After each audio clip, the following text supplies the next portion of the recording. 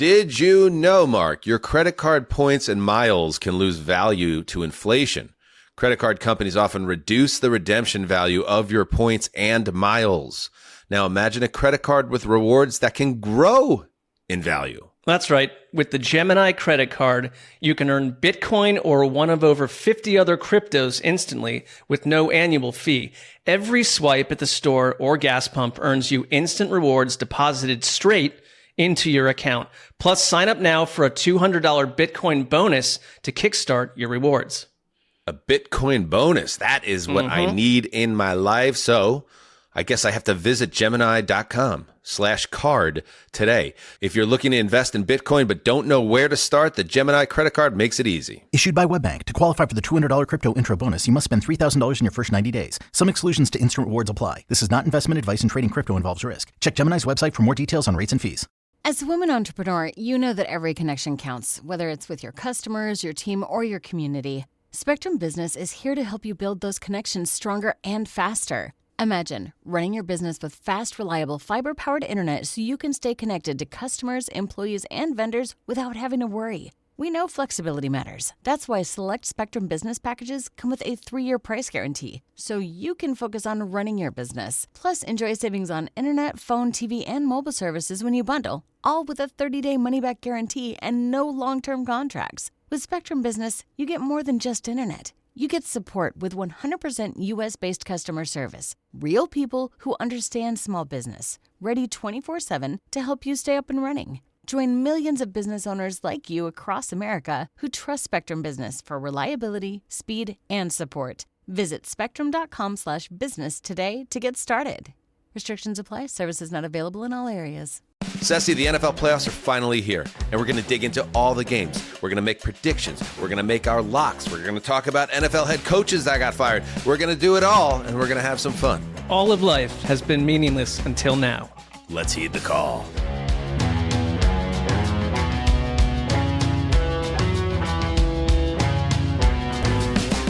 Heyo, welcome to Heed the Call, an NFL podcast. Wild Card Weekend edition. Dan Hanzus here with Marc Sessler, Conor Orr, Justin Graver on the ones and twos.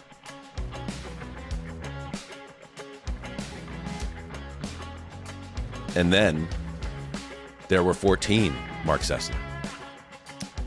Doesn't it just feel like, in another way, like the beginning of spring? Like everything is new. New stories, narratives, and heroes are going to bloom, and like it feels like something very different to me, and I love it. I'm excited for this playoffs, especially. There's a weird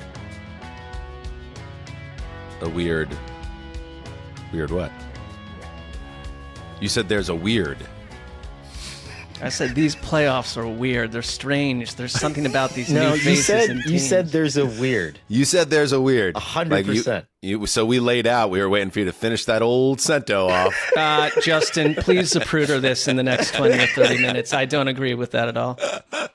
Okay, so this is, I'm excited too. We're all excited because we just talked about it with Brandon Perna. Check it out on the Wednesday show.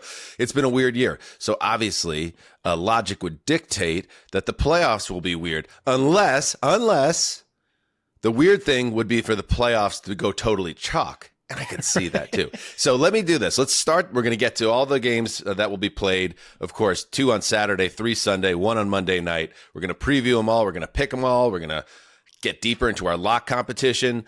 It's winning time. But first, I want to start with a bit of a scientific experiment, I'll call it. So this is what I'm going to need for this experiment, gentlemen. We're going to put on blindfolds, which I had reached out to you guys privately about procuring them. Mark, I knew you had to go down to your basement and get some of the leather ones, I'm guessing.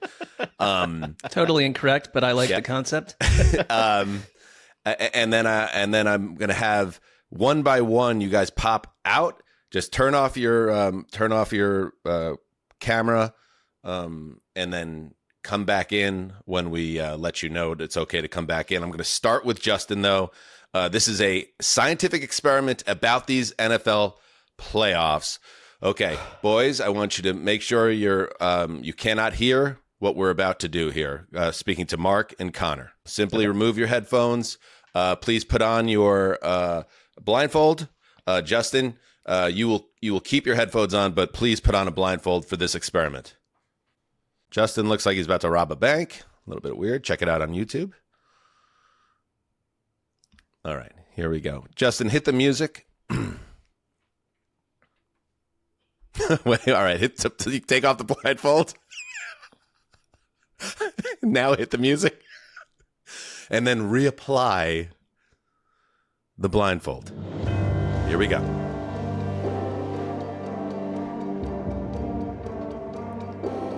Justin, I want you to think deeply and answer with the first thing that comes to your mind. Do you understand? Yes. Don't think about it. Think deeply, but instantaneously, and give me this answer. Who will win the Super Bowl? Rams. Okay, let's bring in Connor. Okay.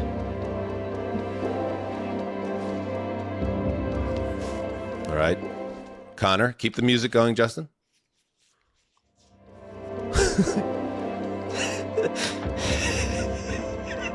Connor. Yes. Don't think, just answer. First thing that comes to you. Okay.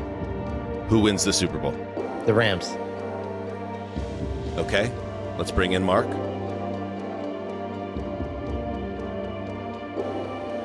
I'm back. Connor, you can take off your headset. Okay. Am I blindfold?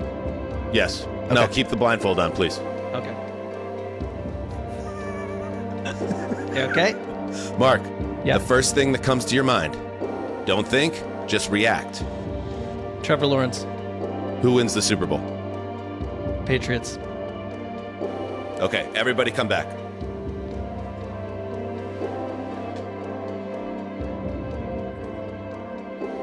All right, that was I wanted to tap into the deepest reaches of your brains to find out who's going to win the Super Bowl. And I did the same exercise myself privately. And two of you gentlemen in this scientific experiment, Justin Graver and Conor Orr, both said the Los Angeles Rams will win Super Bowl 60.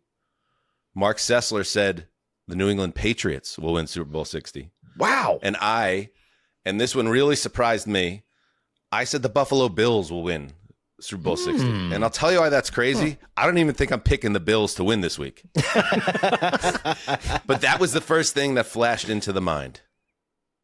That was a great exercise. Like that, I was a little, when you're in it, I Yeah. couldn't figure out what I was doing half the time. But then once I was brought in and involved, just a beautiful experience. And I'll be real with you. There was actually no functional reason for you guys to wear blindfolds. I just thought it would be funny.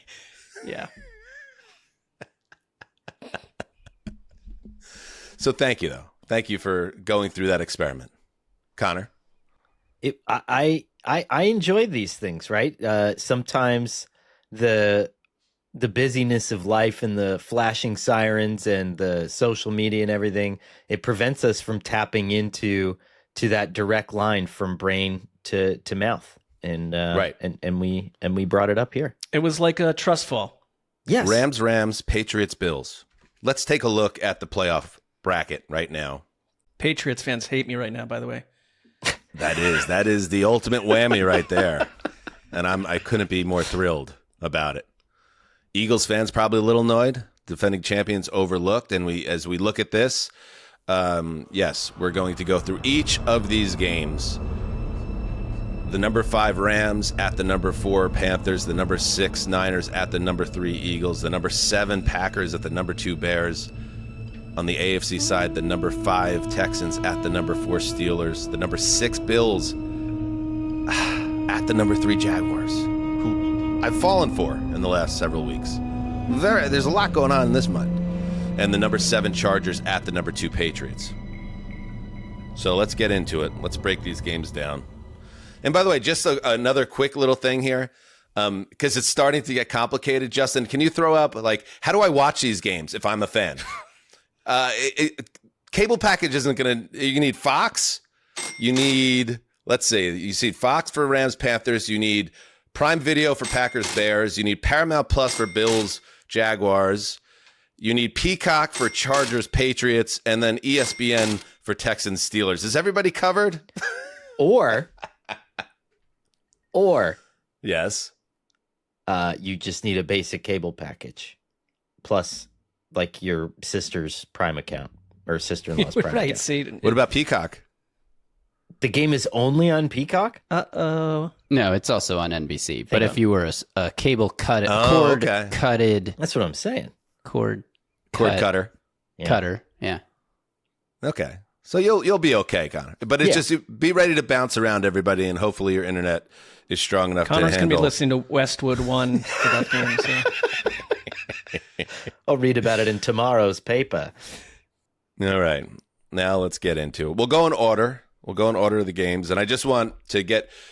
We do have our lock competition. That is a very tight race right now.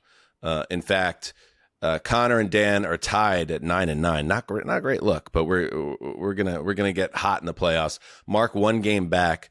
Gravy is 7-11. Okay, and we're going to kind of revert back to the old days for the playoffs. Okay, we're gonna do away with the blind locks. Okay, but you still have to if you pick a team that is a 5-point favorite or better, you still have to cover that spread. Okay. But I just figured with fewer games now, it's a little bit disingenuous to pretend like we're not going to see the spreads. So you'll know what the spreads are. We're each going to lock one game, and I have one more rule change before we get into it.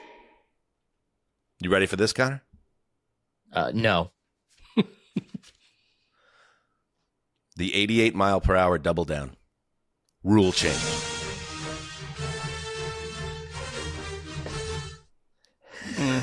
Meaning? You pick one game in this playoff run. Everyone has to pick one game for the 88 mile per hour double down.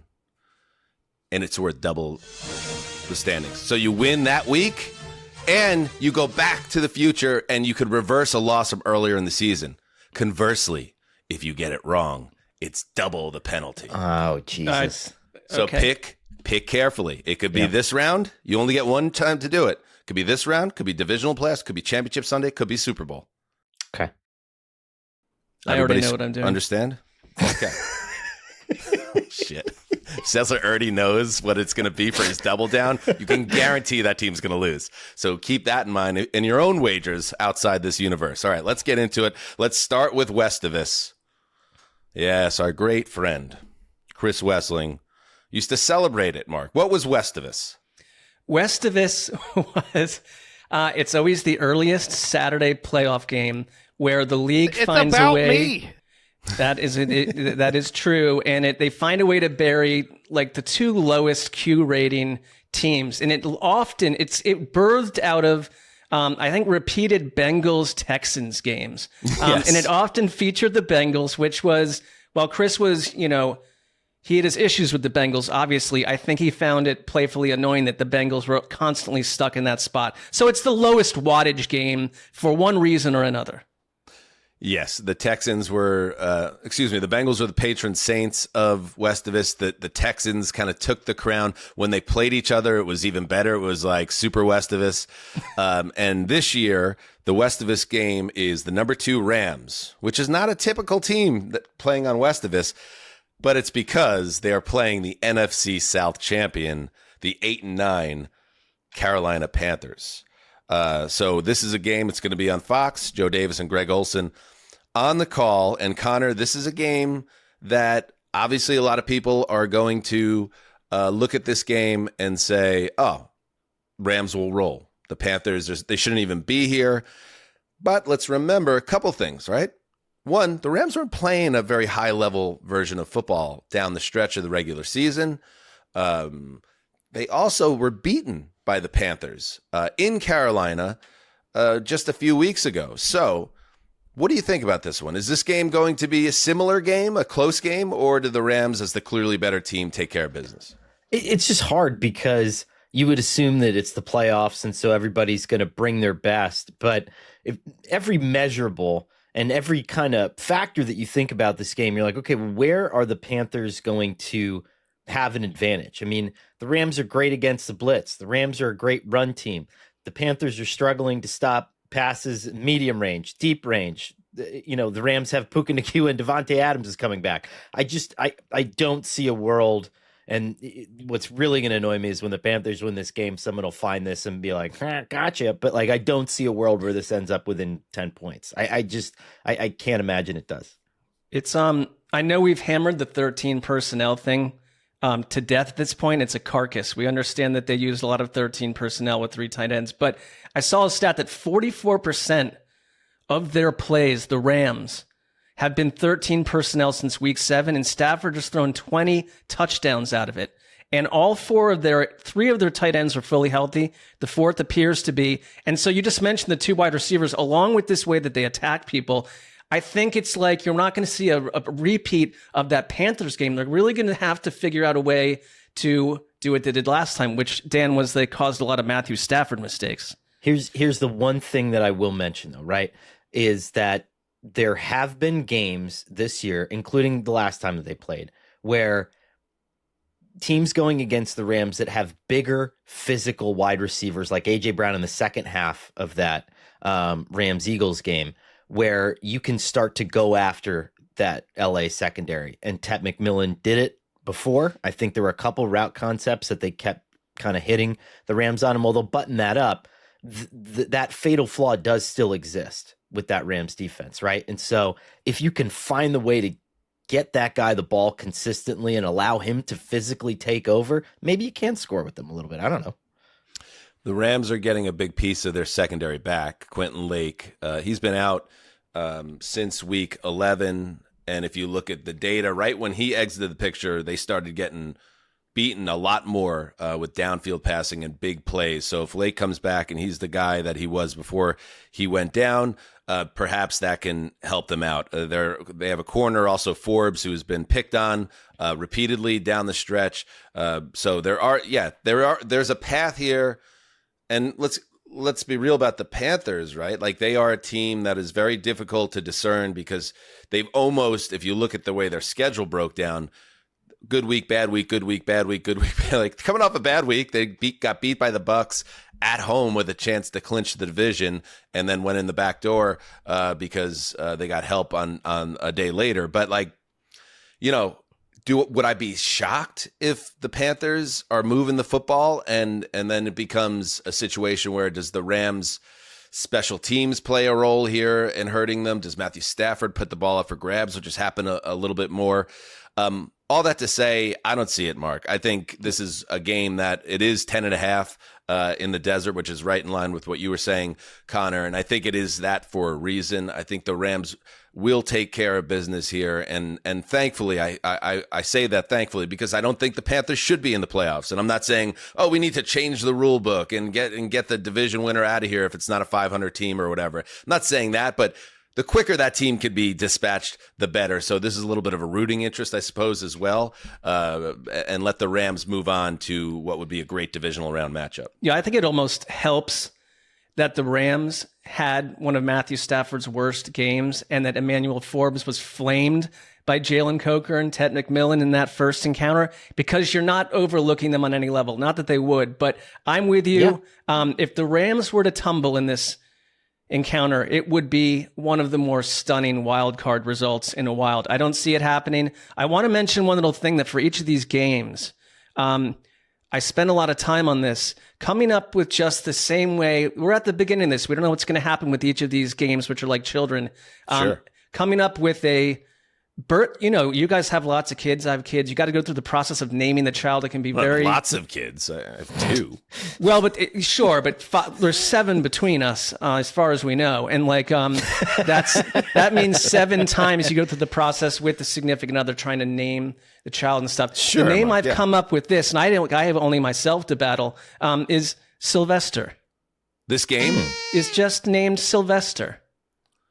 The game is named Sylvester. Okay. It kind of has like a Sylvester vibe to it. I get that. Stuck to me. Justin, make a case for the Panthers pulling off a massive upset. You guys said it. They did it once before. They're at home. They might be able to control the clock if they get their run game going and thus keep the explosive Rams offense off the field. I don't know, man. I spent 30 minutes last night watching a Rams season as a movie, and it just takes you through all the weeks, and fell in love. They're my team now for the playoffs. So wrong person to try to make a Panthers case. Okay. I didn't realize that you had such a Rams little fascination. Yeah, I'm in love with Chris Shula. I really want Chris Shula to be the next head coach of the Titans. So that's where it comes from. Okay. And by the way, we'll have a halftime where we get to some head coaching and coaching movings and goings and with our carousel. What was that, Connor? I was going to say it's just going to make hiring Jason Garrett suck so much more for you, Justin. But they're not going to hire Jason Garrett. They're bringing Jason Garrett in to get some ideas, some perspective. He talks to every coaching staff in the league. He gets to meet with two of them How to every make week the B block sing on Sunday night. Jason, how do you always what's more punt Titans, on by the way? 4th and 1? What's more Titans than the Dolphins bring in Troy Aikman and the Titans bring in his career backup, Jason Garrett? That kind of just aligns to me with how, the emphasis Justin. here. Make your jokes. We can make. I'll join you if they actually hire Jason Garrett. It's not. I need it to happen so bad. Come on. And you mentioned it, Connor. Devontae Adams is back. They did the right thing, the Rams, resting him the rest of the regular season. He's got older legs, so you didn't want to rush him back. He adds an entire dimension to their offense, especially in the red zone. I think Puka Nacua and Devontae Adams go over 200 yards combined with multiple touchdowns, and the Rams roll. Okay, let's go to the next game. The number 12 Packers, 9-7-1 are they on a 4-game losing streak? Yes, but that fourth one was sitting starters, but yeah. That's true. Let's call it a 3.5-game losing streak. At the number 9 Bears, 11-6. Green Bay is favored by 1.5 here. This is on Prime. Al Michaels and Kirk Herbstreit. How many, Al, I'm a little worried that Al could be sent out to pasture after this season. I know a lot of people would be happy about that. I would be bummed out, but is this the last Al game? I don't know. He said he wants to keep going, but you're right. He could reassess. But let's focus on the task at hand. A great rivalry game, Conor Orr, and it could be a snow game. We'll see. The weather, its possibility, Soldier Field will be covered in the white stuff. Your thoughts on this one? We got Zach Tom back in the fold, I think, for Green Bay. And if we can get something reminiscent of, that full force running game, I think that this is one that the Packers not run away with, but I think that they win. Whoa. I think this is, the difference between, and whether you want to go PFF grades or, although Monty Ossenfort doesn't want us to talk about this, but whatever metric that you want to go by, the Packers are so much better with Zach Tom and the offense than when he's not on the field. And of course, he's one of their starting offensive linemen. But I just think having something closer to a cohesive unit there gets Matt LaFleur and Adam Stenovich fully in their bag as a play caller. They're not going to be as hampered or as limited, and I think that they might be able to make some headway in this one. That Bears defense is still a little shaky, right? Let's not build them into a monolith at this point, right? Yeah, I think we've all been kind of in wait and see with the Bears on different levels this year, but Mark, the one thing why I kind of push back there is nobody really runs away and hides on the Bears. I would say if there was one game that I felt the most confident is going to come down to the end on a field goal potentially, it feels like to me this game.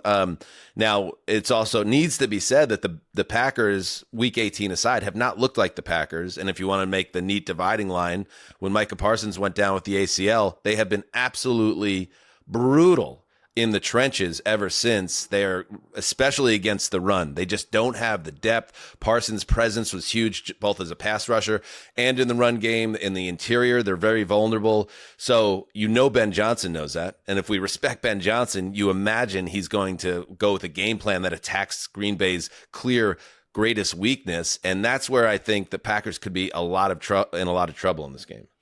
You're right. Everything that you based this season around on defense was around Micah Parsons, and we saw what that was morphing into. And then he goes down, And in the next 2 weeks before that sitting starters game, they gave up 457 rushing yards. And the Bears are built to run the ball as well. I mean, they're balanced, and I think that you're absolutely right. And then if you flip it around to when they throw the ball, the Packers defense since Micah Parsons has 2 combined sacks and 1 interception over their last 4 meaningful contests. So it's like this defense is vulnerable. I think that there's a real chance where both of these games they played were close, and it's these tricky divisional third encounters. I like the Packers in this by like an inch. Yeah, and these are 2 teams that are entering this game with a lot of confidence. You have Jeff Hafley, the DC of the Packers, ending his Wednesday presser by saying, "We are not going to be done, so I will see you guys next week." That's also one of those things, con man. There's a coordinator to be like, hey, owners out there, maybe looking to fill a post. Look at me. I'm a shiny boy. And then there's Ben Johnson, also coming from a place of confidence. We're mentally prepared to play for 5 more weeks. And so that's our intent. Look at the lighting on how do you do that? You go out and you win the first one. And we're going to go all out for this game. And we'll worry about the future when that time comes. But now it's not the time to look back and reflect. I think about what can't you fix going into this game? And I think that one of the Bears' issues is covering deep passes and having their cornerbacks be effective deep down the field. And what's something that the Packers are really good at is pushing the ball down the field. I mean, Jordan Love, we've had a couple weeks without Jordan Love. Before he was hurt, there's a sound argument to be made that he was like the 3rd best quarterback in the NFL this season. He's back. He's recovered from this concussion theoretically. Like, this is, I just, sometimes we forget what it looked like. And I think this is a really good football team. So I love this quarterback matchup. I love it because I agree with you. I had a conversation with my buddy Bob on Thanksgiving. He was over the house with the family, and it was one of those Jordan Love games where he's just absolutely locked in. He's a little bit like Purdy in that way where, he'll go stretches a month or whatever where he's fine. He's not bad, but he's just good. He's a good starting quarterback. But then certain days he wakes up and you cannot stop him. And he could be nuclear hot. And can that happen in this game? Sure. I think absolutely. It could be one of those Jordan Love games. And maybe in that scenario, Connor, it is a game where the Packers can run away and hide and knock off the Bears in their building. On the flip side, I've loved this Caleb Williams season. Yes. I loved everything about it. I loved the way he took the next step, the way he melded with Ben Johnson, the way he did, just the toughness that he showed, the way to rise to the moment.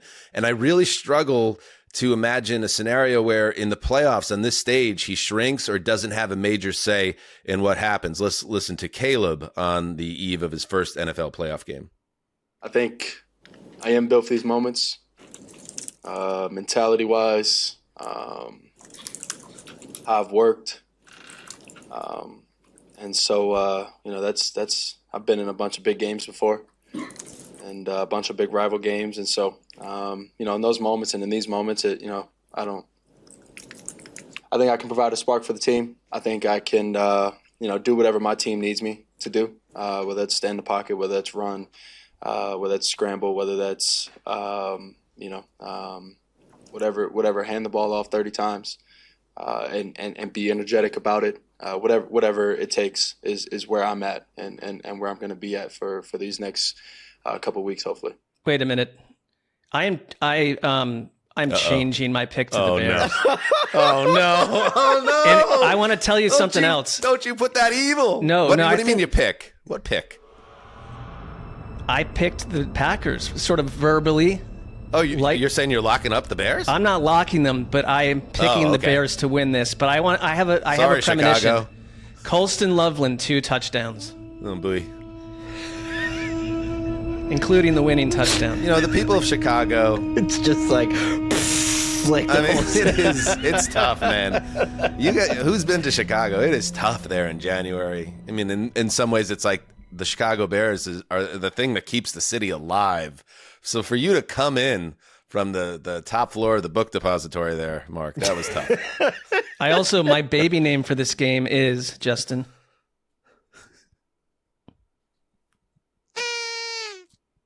Felipe.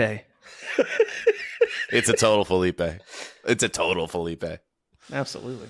I like the Bears. I like Caleb doing something special at the end of the game. Packers. Ooh, Packers that's by a fun 4. one. All right, let's take a break. And when we get back, we move to Sunday. Life can feel like one big puzzle. You're constantly trying to fit all the pieces together. Your career, your passions, your relationships, your finances, and of course, your health care. Yeah, it's a lot, but finding care shouldn't be the trickiest piece. That's where ZocDoc comes in. ZocDoc is a free app and website that helps you find and book high-quality in-network doctors so you can find someone you love. We're talking about more than 150,000 providers across all 50 states. Whether you're looking for dermatology, dentistry, primary care, eye care, or any of the 200-plus specialties on ZocDoc, you could search by specialty or symptom and build the care team that's right for you. Want to see your doctor in person? Great. Prefer a video visit? You can do that too. You can even read thousands of verified patient reviews, see real-time availability, and book instantly. No phone tag. Appointments often happen within 24 to 72 hours, sometimes even same day. Mark and I use this, and you should too. Stop putting off those doctor appointments and go to ZocDoc.com/heed to find and instantly book a doctor you love today. That's ZocDoc.com/heed.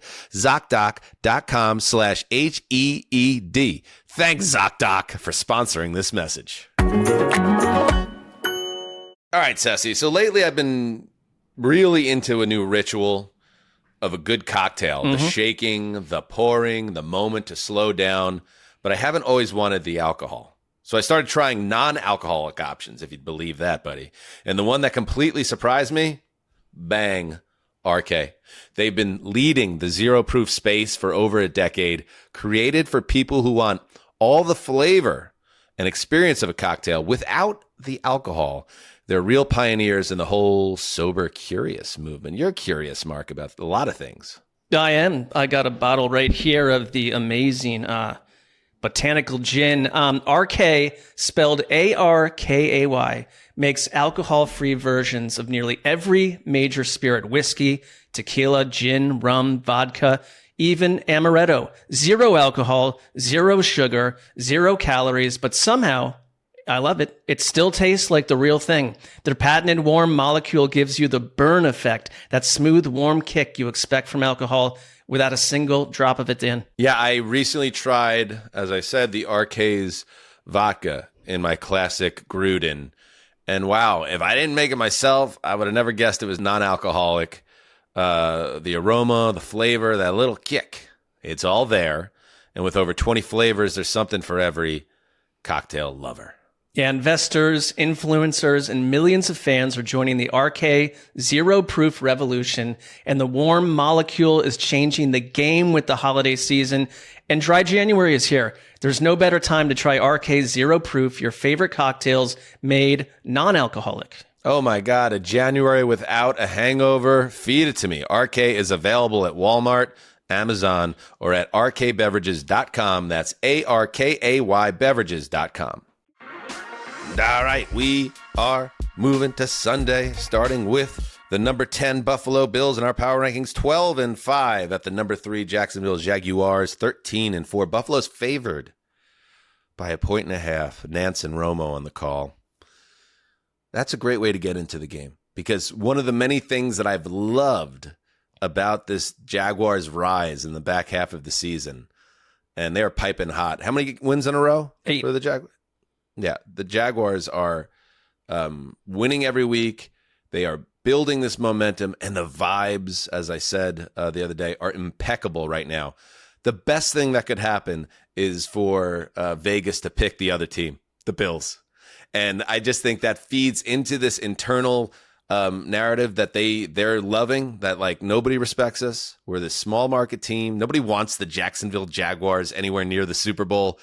And you know what? F them. Like, we're going to win, and we're going to continue to win. So I love that as a setup, Connor, because I know that Jacksonville is fed off that mentality. And a lot of people are going to think this is Josh Allen's year. But the Jaguars don't care about any of that. It's going to be a big one in Duval. It is. I just think it comes down to, first of all, Justin, do we know the weather in Duval? We got a weather game here? Well, remember like I'll check it out. What was it, like 6 or 7 weeks ago when the Bills came down to Miami and Josh Allen looked like he had just fallen out of a sauna and he was completely gassed and the Bills got spanked by the Dolphins? Do you remember that? I do. I'm just, just a thought. Okay, never mind. It's going to be like 50 degrees. Ooh, a little light rain. That's exciting. Well, what if you could get some Tampa Bay rain like a week ago? That could change things. To my original point here, having Romo in here is it's going to be this excuse to rhapsodize about quarterback play, but can the Jaguars improve enough against the inside run to limit the Buffalo Bills grinding out these possessions and keeping Liam Cohen's offense off the field? I really think it begins and ends there because Jacksonville, I think, is like 15th or 16th in the NFL against inside runs. Buffalo is like arguably the best inside run team in the NFL. If you get James Cook going, this one kind of goes a different way. Let me just share a little weather since we're here. I'll button this one up. Yeah. The weekend will begin with weather in the low 80s in Jacksonville.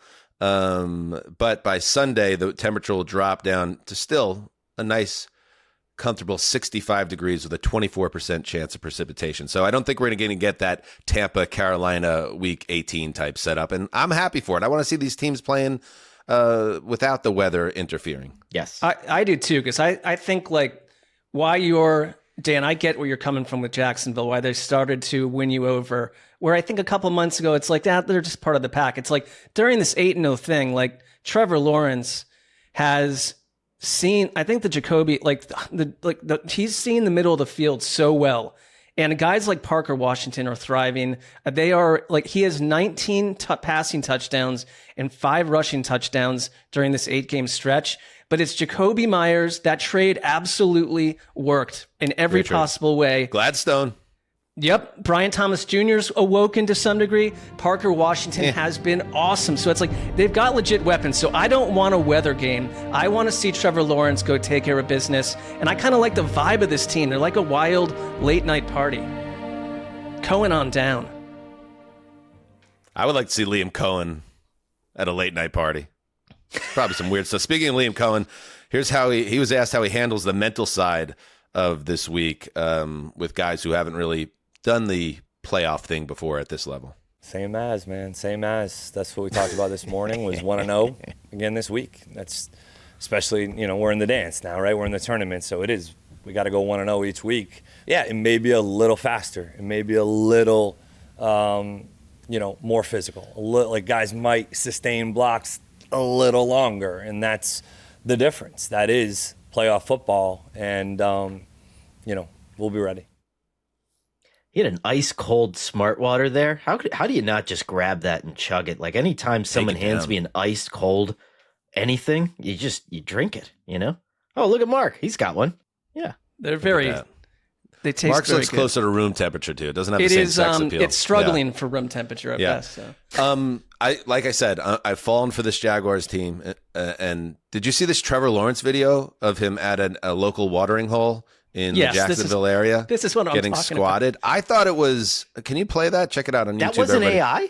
As I understand, we have this. It's gonna you're gonna watch it on YouTube, and then you'll hear Trevor Lawrence confirming that it wasn't AI, that he actually was getting squatted by a very powerful woman at a local Florida bar. Yep, it's done. So we can all move on now. It's I know you guys are worried about it, but yeah, it's pretty just having a good time, I guess. I don't know how else to describe this. I did not think that was gonna happen. So, but it was interesting.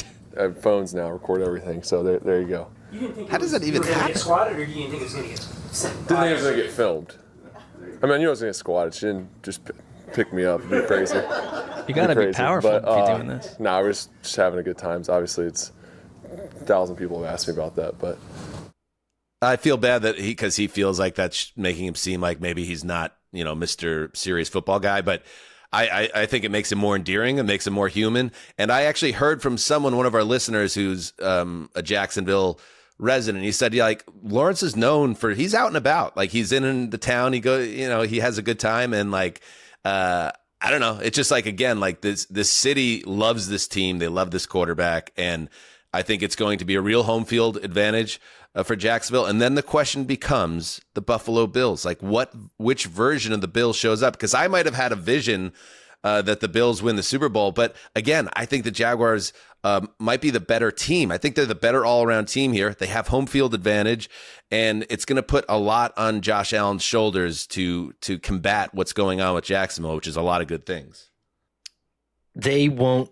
Here's the thing about Josh Allen. I don't think he's going to be able to have one of those freewheeling Josh Allen games, because the Jaguars have a ton of pieces on defense that are able to, you could use a lot of different people as a spy on Josh Allen, I think, with that Jaguars defense. They're very versatile. They're very athletic. And so I don't think he just runs all over the place and goes berserker on this team. And again, I just think it's got to be a foundational, like in rhythm offensive game for the Bills. And they don't win a whole lot of games like that. No, I think it's a huge James Cook game.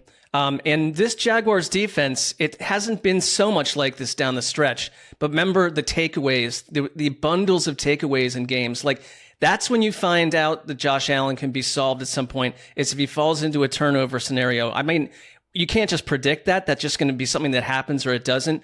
But the Bills are a different team than any other team in this AFC playoffs. It's like they are the last of the old wave. Everyone else got swept out of this January contest, and the Jaguars are the new wave. And it's like, what happens to the mindset? I don't want to go down this too far, but it's like, do you get tighter and tighter if you're Buffalo, if things are going poorly and this crowd is going absolutely insane?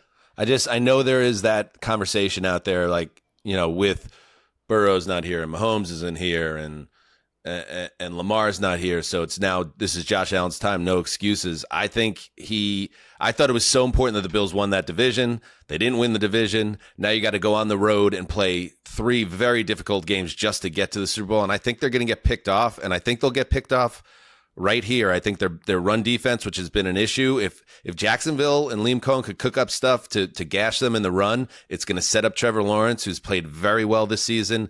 And I think Jacksonville, it is set up for the Jaguars to send the Bills home. And then some really hard conversations, if that happens, will have to be had in Western New York, Justin.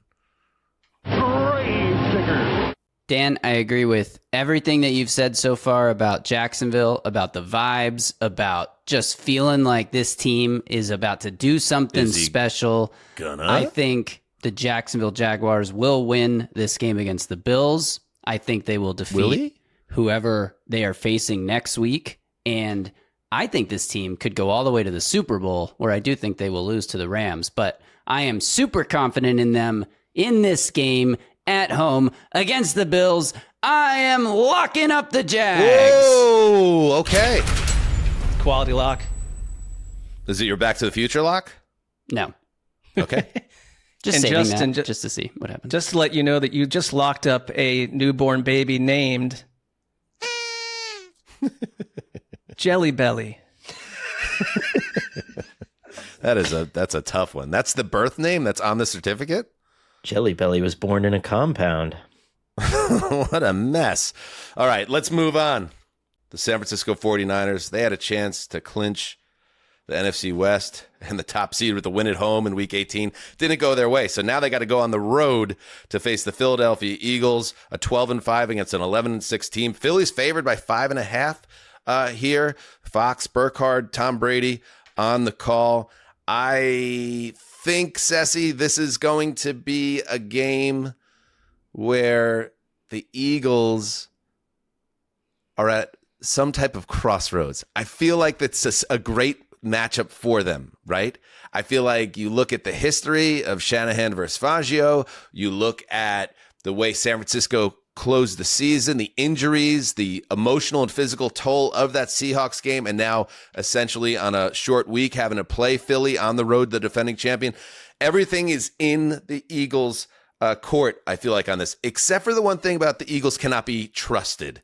And I think anybody that watched the Eagles all year long, including the biggest diehard Eagles fan, has to be thinking in the back of their minds, shit, which version of my team is going to show up in this game? So while a lot of data backs Philly handling their business at home here and continuing their title defense, we're not going to know until that kickoff. Well, this version of the Eagles gets Lane Johnson back. I like that a lot. Jalen Carter is back. The Niners ran only 42 plays last week and were absolutely eaten up. Their injury status of all these games, I think this is the one where you're monitoring injuries like right up to the end, because like Tatum Bethune is out, D. Winters, Luke Gifford. That's their whole linebacking crew. It sounds like Ricky Pearsall may not play. Like that's your downfield It's threat. more of a surprise when Ricky Pearsall does play at this point. Let's be honest. But it strips yes, he has an important function in that offense. Yeah, and I think to your point on Vic Fangio, like Vic Fangio to me sits as the beating heart of this entire situation, because you can't count on the Eagles to give you more than 2 quarters of offense. There's one incredible stat out there that I saw from Greg Cosell today, that in the second half of last year, the Super Bowl champion Eagles and Saquon Barkley in the middle of that ran for 750 second half yards. This year, it's about 500. That's 1,250 less. Like, they're just not able to close games. And I think it's a mystery, because like which Eagles offense will show up, but I trust Vic Fangio's defense to keep this close. Kyle Shanahan talked about the biggest challenge in facing Vic Fangio, who, by the way, Shanahan has tried to hire 3 separate times. And it makes you wonder, like, obviously because he thinks he's great, but also if you hire the guy, it means you don't have to go up against him anymore, and he doesn't figure out your offense, because and they haven't faced off since 2018, but Fangio has killed Shanahan's teams every time. Here is Shanahan on Fangio. I mean, Vic schematically, he's always been the best to me, as good as anyone there is. Has a very sound scheme that he doesn't need to change up very much. It just naturally changes with how he does his coverages, how he does his fronts, the personnel groupings he does. He's very good at getting a beat on what you're trying to do and making you adjust. I mean, I think this is a Lane Johnson is back game. I mean, every video that you see of him at practice, he's moving along really well. This was initially supposed to be like a 3 or 4 week injury that has turned into like a 7 or 8 week injury, and has absolutely coincided with sort of that second half death of the Eagles offense that we've seen, especially as we get closer to the playoffs. But the track record with and without him is remarkable, and it's something that everybody knows at this point. I think they're like 101-57 with him, and like 18-30 without him. He is one of the single biggest factors to this offense moving. And if you can finally, we've been saying this all year and it sounds so boring, but it's like, you can run the fucking football against the 49ers with no linebackers or defensive line, you're going to win this game, and it's going to look like the playoffs last year. Yes, I there's a path here. There's a path here, absolutely, for all that to play out just like that. And back to the coaching side of things, Fangio deserves a lot of credit for being as talented as he is. Shanahan obviously is a guy that's seen as a very high-level, top-of-the-league type figure. And I think this time of year when the 49ers are playing, there's always that question is, when is this the year where he gets the chip? And how much does he need the chip to define his legacy at a higher level? Here's Brock Purdy talking about Shanahan and highly flowery phrasing. I mean, he's a Hall of Fame coach. So, I mean, to be able to have him draw up stuff and scheme stuff up for us and put guys in certain positions and for us to just go out and execute, be on top of our stuff every single play, we're grateful to be playing for him, man. So, obviously, every single week he goes all in and gives everything he's got for this team, this organization, to make sure we're put in the right positions and to go out and have a chance. And so anytime we step out in the field with him as our play caller, man, we're always going to have a chance. I agree with that. I agree with everything Purdy said, Mark. I just, you're not a Hall of Fame coach until you have that success at the highest level. And I think the frustrating thing a little bit, I would think for Shanahan once again, because he's had some close calls, is I think this could be a Super Bowl team. I just wonder if the version of the Niners right now and now the matchup they get in round one is going to conspire for their season to end very quickly. I think this is going in a bad direction for them. That's why I like the Eagles to take care of their business. I do too. I think Purdy said that really well. I mean, someone who spends hours and hours understanding the mind and the advantage of having Kyle Shanahan in your corner. It's it's wild to me what's happened to this team. 2 weeks ago, coming out of that Bears game, I thought they can beat anyone. And after what happened against Seattle, I thought, I just don't know. Maybe the end of the road, and it's tied to injuries. Trent Williams went out with that hamstring. We don't know what's going on there. Like, is there just too much loss here? And And yet this is the son of someone who, at this point in his career, coaching the Broncos, people were wondering if he would ever make the Hall of Fame, and he found a way to do it late. Have we swung too far, Ceci? Because I feel like that's where I'm at, because a week ago I was locking up the Niners to get the 1 seed. And then I was spooked enough by the way the offense looked and the injuries that now that's kind of where I am. That the Niners think we have swung too far in the sense that, like, I don't think anyone's going to be surprised if the Niners came out, played efficiently, and no matter their injuries, just found a way to beat an Eagles team that also has been a complex, frustrating watch all season. Like, which team's been more consistent? It's the Niners, save for most of their injuries, in my opinion. I think it's going to be an absolute blood fight, which is why I call the baby Horatio 2. Is this like a robot? Like what is the 2? Well, it's the child of another Horatio. You mean Horatio the second? Yeah. See, us humans, Mark, we don't say Horatio 2. Well, I named it. Yes, that would be more a humanoid, or that was a classic alien move to call it Horatio 2. Just a heads up. You're welcome. Yeah. Anyway, Connor, put a bow on it. I agree that the blood fight take, because I think one thing that I've noticed, the more that I've been going to playoff games in person and you get the binoculars and you watch the warm-ups, is this comes down to, like, which team just shoots out of that locker room like their whole body is on fire, and who do you think is in a better position to put their guys in that spot? Because I think it's close enough that it comes down to attitude. And do you trust Nick Sirianni in that situation, or do you trust Kyle Shanahan and Robert Saleh and the muscular guy with the giant boombox for the 49ers? Like, who gets the job done here? I don't know. Remember, this was the Dom gets in a fight game. Oh, this was the opponent. Yes. Ooh, sexy. All right. Storylines everywhere on this one. All right, let's halftime break. Let's talk a little coaching carousel, because we did have another shift. We are up to 8. We have hit the number. There will not be another, because there cannot be more than 8. There cannot be less than 7. It has to be 7 or 8. And Mike McDaniel is indeed out as coach of the Miami Dolphins. Shefty reported via sources that the Dolphins have not contacted John Harbaugh or made inquiries into other coaches. This was a, quote, independent decision apart from general manager. Do you believe that, Connor? So here's what I think. I think the Dolphins paid a lot of money in fines and draft picks to try to get Sean Payton and Tom Brady here when Brian Flores was a head coach and there were tampering issues. And now they get into this situation where Stephen Ross is very tied into Michigan. He tried to hire Jim Harbaugh. I think even going back a couple of years, there was reporting that John is like his dream candidate if he ever comes on the market. So what is it? 3 hours before John Harbaugh is fired, the Dolphins move forward, second round of interviews, and one of the candidates has direct links to Harbaugh. And then all of a sudden, even though Mike McDaniel gave a press conference 2 days ago, you now fire him as the head coach. And so if you're Miami, the time, like, everything has to be couched in a way to make you not look like you might be subverting the Rooney Rule, right? And my guess is they're going to go guns blazing at Harbaugh, and with the idea that also, like, the GM is going to have their say and be in it at this point to make him not look powerless here. So it's a very delicate balance, but I think Harbaugh is probably the guy here.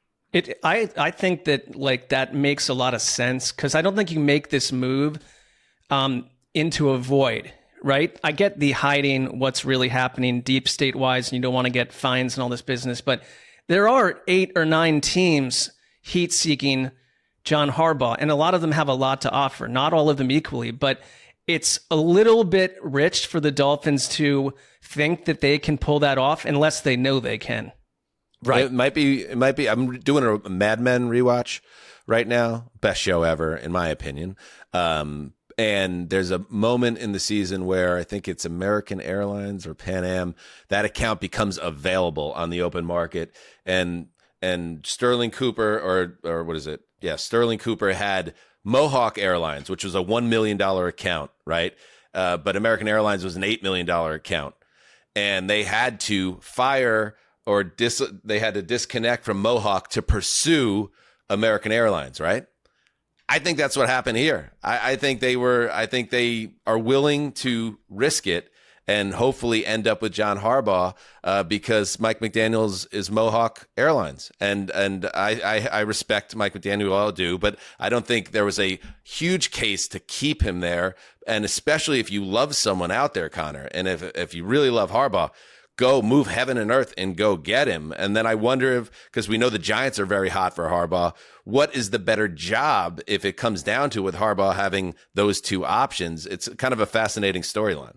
It is, and you have to take into account that, like, John is 63, and so you're pivoting into that kind of golden age and golden era of your life. And sometimes I think about stuff like that, and it's like, okay, do I want to be 63 starting over and I mismanage a game and then I'm getting dragged on WFAN for 5 straight hours and then I have to sit in the Garden State Parkway on the way home for my miserable gray ass commute back to Franklin Lakes? Or do I take my wife and no state taxes and retire to Miami Beach and whatever happens, happens? Yeah, I can get rid of Tua Tagovailoa. It doesn't matter. I mean, I'm tied in with the GM, and that's the real important thing here, guys.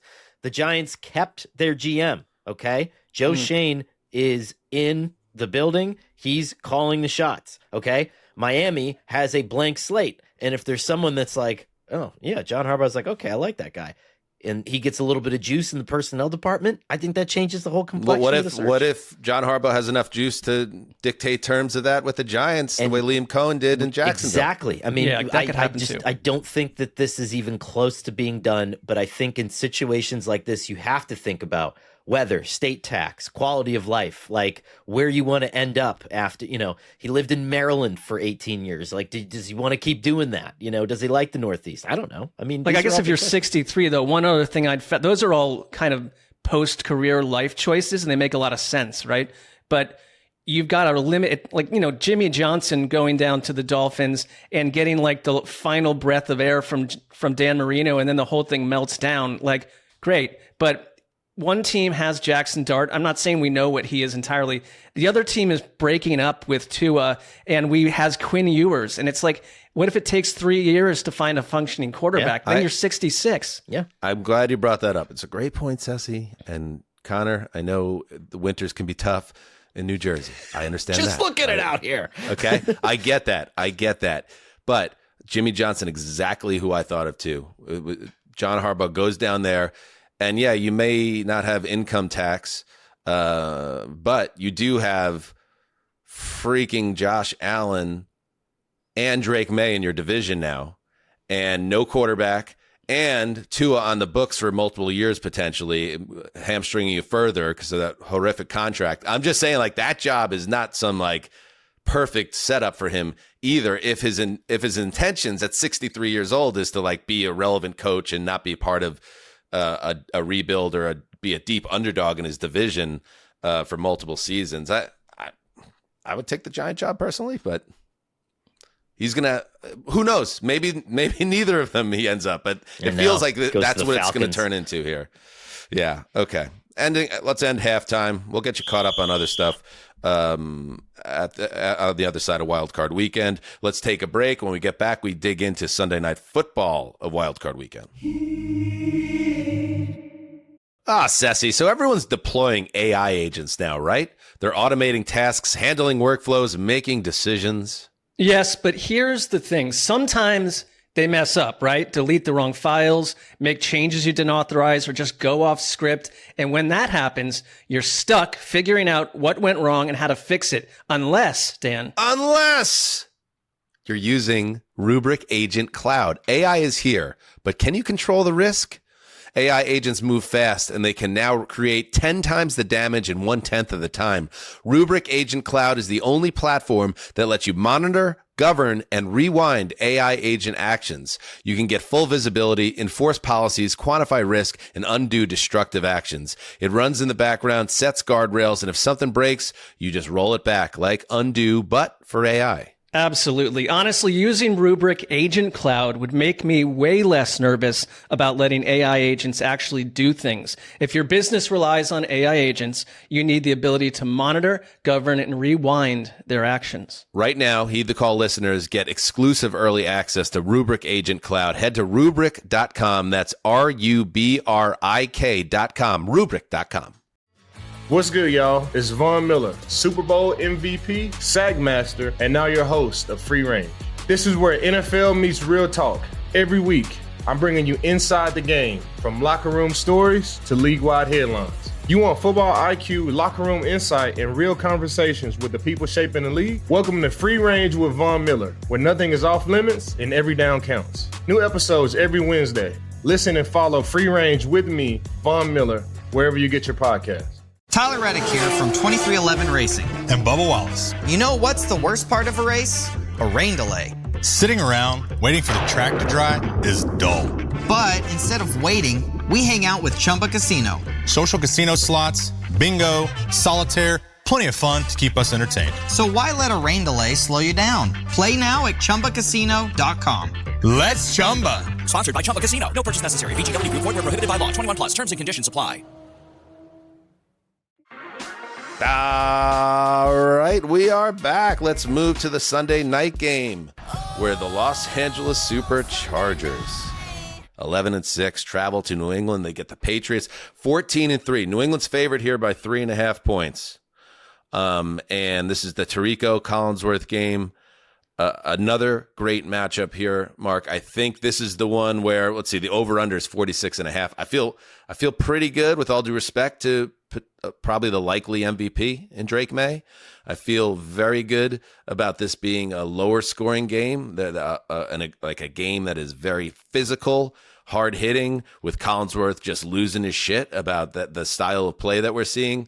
And I think that type of matchup could favor the Chargers, but at the same time, this is a Patriots team that has passed almost every test this season. They're at home, and May is a major difference maker. Yeah, it's a huge, the Chargers were built in the summer, and we had, Matt Money Smith glowing about this as a complete team on both sides of the ball. And Jesse Minter, who probably will become one of these people that becomes a head coach, he's a huge part of this matchup to try to contain everything that New England can do, from Travion Henderson to May through the air. And to me, that's a huge key. But this is a game about one thing, and it's the Chargers offensive line and Justin Herbert trying to survive what is the worst pass blocking line in the NFL, one of the worst run blocking lines. They're banged up. They've got third and fourth string guys playing, and the Patriots have Milton Williams back. They're not a great pass rushing team, but it's like, how long do the Chargers survive in general? And do they survive on the road in New England in this situation, as banged up as that key part of their team is? And yes, Justin Herbert is back on the field. They set out week 18 precautionary as he moves further away from that hand injury that required surgery. He took some snaps in practice on Wednesday. It was actually the first day. Wednesday was the first day Herbert had taken snaps under center in practice. So, Connor, I think that's a big thing too, because I think there was a lot of things, especially immediately after the surgery, that the Chargers couldn't do. They were operating out of shotgun a lot. Getting Herbert into his most comfortable situation, it makes their tendencies harder to crack. I think that Herbert is a guy that, Drake May is the hot new talent here, but this is Herbert's chance to really avenge what was a very bad playoff game last year. So I think a Herbert May QB showdown might be the most fun of the week for me. I don't know if it turns into a shootout. I don't think it is, but seeing these two guys healthy or close to healthy is going to be a lot of fun. I think back to last year, and when they lost that Texans game, you're just looking at like Ladd McConkey just trying to carry the weight of the world on his shoulders, and Justin Herbert, and that's the only person he can find. And this was the year that the Chargers looked different, in part because Quentin Johnston finally came around. And I think that this needs to be a big Quentin Johnston game where, Chargers are good at running the ball to the outside. They struggle to run the ball up the middle. Like, they're going to need a lot to get all the components of their offense firing, but let's get him involved quickly. Let's get him some balls in the quick game. Like, this guy's massive. He's super fast. He's super strong. Like, if he's confident, and I know it's tough and it's on the road and it's cross country, but man, if you can get a guy like that going, it just unlocks your offense in a totally different way. this is like, I'm glad this is happening to New England because yes, we get their schedule situation, but now like the concept that you kind of cakewalk through an NFL slate, which in theory makes no sense for any team, no matter what your schedule is, but it factors into their record, no doubt about it. But now you stare that right in the face. If you're Mike Vrabel, if you're Drake May, you're everyone, it's like, we're going to show you now against all these other teams that you believe are higher than us. We'll see. I'm taking New England in this game, in a tight one. I wonder if the Chargers offensive line, just like San Francisco, like, God, you wish if you're a Chargers fan, you guys are out there, right? You wish if you're a Chargers fan that you just had that, you had your tackles back, and you'd love to go into Foxborough and enemy territory and be at full strength. And can New England do what other teams have been able to do, which is overwhelm this beat up and filled with backups Los Angeles offensive line? If you believe in things like PFF stats, they are at the bottom of both pass and run blocking grades. They allow the highest pressure rate in the league. So New England obviously is set up very well there to cause chaos and get to Herbert. And if they do that, that's going to, I think, put the Chargers in a situation where points are going to be very difficult to come by. I also like the Patriots in this game. I think they advance. You can only play your schedule, even though they didn't beat really anybody good during the season for the most part. You could tell even the game against the Bills, an example, they lost. It wasn't because they were all of a sudden talent deficient.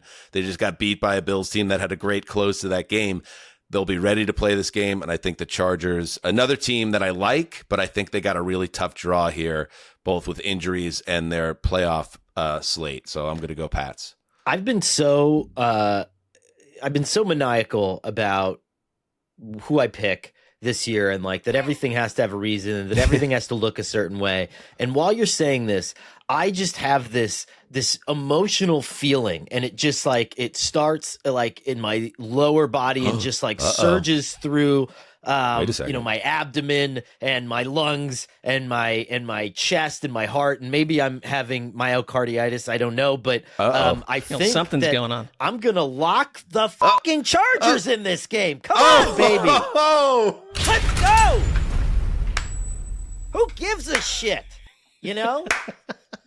Like, if you're Jim Harbaugh, I don't give a shit about your PFF grades. You grab every one of those damn guys and you shake them until they fucking block somebody. Come on. Like, this is... my goodness. What are we doing here? You know? That's gutsy. Let's go. That's Come on. gutsy. As part of the lock contest, I love this. Right. And does that, let me just, to be clear, is this your DeLorean lock? Are you going to double this one up? No. Okay, just checking. Just checking. And one little note, Justin, if we can, you locked up a baby named, or essentially the baby of Harbaugh and Vrabel, Old Barbie. Ooh, okay. Oh, Barbie? Like OL thing. Oh, old Barbie. Like old Barbie. Old Miss. Yeah. Old Barbie. Okay. Take us to the last game. By the way, speaking of the locks, I have a terrible feeling about what's happening right now. The storm clouds are gathering. So I know I have to make a lock, and I know Sessler hasn't made his lock yet. This is ominous. You should feel ominous. Oh, boy. The Houston Texans. Oh, boy. Oh, boy. The Houston Texans, 12-5, absolutely on a rampage. 9 straight wins. Travel to Accra Shore to face the AFC North champion Steelers. 10-7. Houston's favored by 3. This is the Buck and Aikman game. Monday Night Football. It is it's a game that, listen, Pittsburgh survived Week 18. Let's be real. You know, that's part of football. But they had every breakdown imaginable defensively down the stretch. They missed an extra point. We didn't really talk about, like, was anyone bailed out on a higher level by Tyler Loop than Boswell, excuse me. Chris Bosio, I was thinking the old Milwaukee Brewers right-hander. Sure. Chris Boswell doinking the extra point and putting the Steelers in a position to have one of the worst stomach punch losses in a very long time. But Loop chokes, and that allows the Steelers to advance. And now their reward is the ferocious Houston Texans defense. And the way I get into this one, Mark, is what is, like, at this point, Aaron Rodgers is not an elite player at quarterback, but there's one thing that he does better than anyone in the league, which is get rid of the football. It's out. He snaps it, and within like 2.5 seconds, that ball is gone, usually on a short, a check down, or an intermediate route, because he doesn't even bother this isn't about letting a play develop to gash a team downfield. It's like, I can't move. I don't really want to get hit. I'm like 43 years old or whatever. So this ball's getting out. So on some level, you would think it would negate or neutralize Houston's greatest strength, which is Danielle Hunter and Will Anderson, to the probably 5 best pass rushers in football. And yet I still think those guys are going to create major carnage. And I wonder if Aaron Rodgers even survives this game. Not dies, but if we end up seeing the backup on the field. Yeah, I think like that's probably their move, right? We have recent evidence that Rodgers essentially did that to avoid Myles Garrett from creating havoc a couple weeks ago. And you have DK Metcalf back, so maybe you're taking some shots downfield. But I think what the Texans can do, if you want to play this quick pass game, is drop back one of the best secondaries and one of the best, back sevens of a defense in the league, and let them dink and dunk it, but not really do much more than what we see the Steelers typically do on offense outside of a couple weeks when Metcalf took off. And you get a solid game from CJ Stroud. And then at some point, they are going to create blood and fury, and the Steelers will be vanquished. I see this. This is the game I circled, and it's not like some big shocker, but I circled it as a Monday night fry down, a blowout. DeMeco Ryans in 2 wild card games over the last 2 years. DeMeco. His teams. Sorry. Coach Ryans. Coach Ryans. But these Texans teams have scored 79 points combined in their last 2 wild card games. So with absolute and utter confidence, I am locking up the Texans, and I am doubling down on them. 88 miles an hour. Let's go. He's going back to the future. Hold on here. Timeout. I'm crushed right now. Yes, Connor. Okay, the spread rule still applies, correct? Correct. All right. And we don't know it, right? We do. It's -3. Oh, it's -3. Okay. Yeah. Wow. I figured it's in Pittsburgh. That's a lot tighter than I thought it would be. All right, what I'm going to do, yes, I don't have another choice here. I'm not going to lock the Steelers. I, too, will lock the Texans, as I had circled that earlier this morning. But just to give myself a little bit of coverage, and I do like this, when Mark absolutely screws the Texans season here, at least it will hurt him twice and me only once. So I'm going to hold on my DeLorean here. Okay. I'm just going to lock up. We're just going to lock the Texans. I would say for this whole fan curse business, like, I'm only 1 game out of first, so no, I'm not cursing anyone to such a higher degree than anyone else here. Oh, I would say this feels like a pretty Mondo curse right now. Okay. Well, we'll see. I mean, if you're a Patriots fan and you're a Texans fan, you're head on a swivel right now because he picked one to win the Super Bowl and a double lock on the other. This will be a good test, Essie. It will be a successful test. Yeah. Well, I just love everything about, as weird as it is, these AFC South teams, both the Jags and the Texans. And I just, you're going to need an otherworldly effort, I think, by Pittsburgh's defense. And I just don't know if they're able to go punch for punch in that way with what Houston can do. And Connor, I think like what you were saying, Mark, about like how the secondary, and they got stars all over that defense with Stingley in the back end there too. They know that even with DK Metcalf back now from suspension, that Aaron Rodgers is not going to be looking downfield. So they could really compress this field and make it very difficult to come by yards. And I think that's going to be what's going to cost Pittsburgh here. And I'll throw one more X factor. I mentioned it the other day. Fairburn, their kicker for the Houston Texans, just set an NFL record for field goals in a season.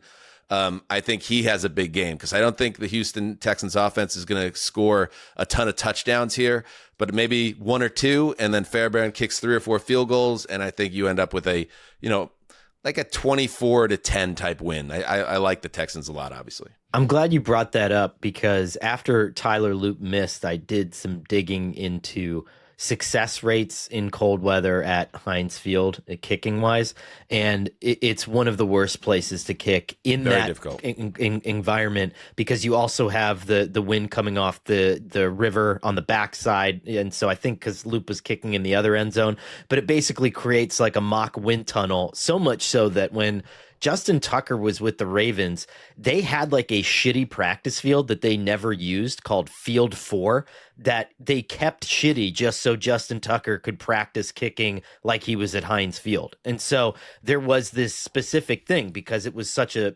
nightmare. And so you clearly, after you're the Texans, after watching what happened last weekend, you do not want this game to come down to 3 points. And I don't think it will, but. Mm-hmm. One last little note. Justin, the baby name for this tilt, Tom. Oh, yeah. I actually, that one makes a lot of sense to me. Demeco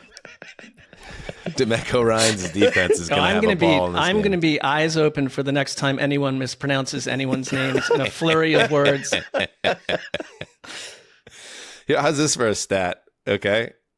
Will Anderson, Danielle Hunter have combined for 176 pressures and 29 sacks this season. Aaron Rodgers, this guy does not like to be hit at all. This ball's going to be getting out of his hand. It's going to set the record. Whatever the record is for the fastest average rate in a game, I think we're going to see it with Aaron Rodgers before he's in the blue tent. That's my prediction in this game. It's a good thing they have so many weapons that can separate quickly and get downfield to make that a successful scheme. All right. There we go. So we got 2 locks on the Texans. We got a lock for the Los Angeles Chargers. We got a lock for, who did you get again, Justin? Apologies. The Jaguars, was it? That's right. Very nice. And we're going to watch it all unfold this weekend. And of course, you know how we're going to cover it. We'll have Sunday night. We'll cover the first 5 games, and then we'll be back on Monday night to cover the results of Houston, Pittsburgh, and all good things. All good things. Tom, that's the name of the child on Monday night. Mm-hmm. What was the other one? Horatio 2? Yeah, but major it's the number. alien misstep there. It's like 2 the number. All right. Do you guys want to see? You want to see the Tom Brady power rankings going into the playoffs, just for fun? As we say goodbye, let's check it out. Here's Tom Brady. Speaking of people trying to be humans, Tom Brady, ladies and gentlemen.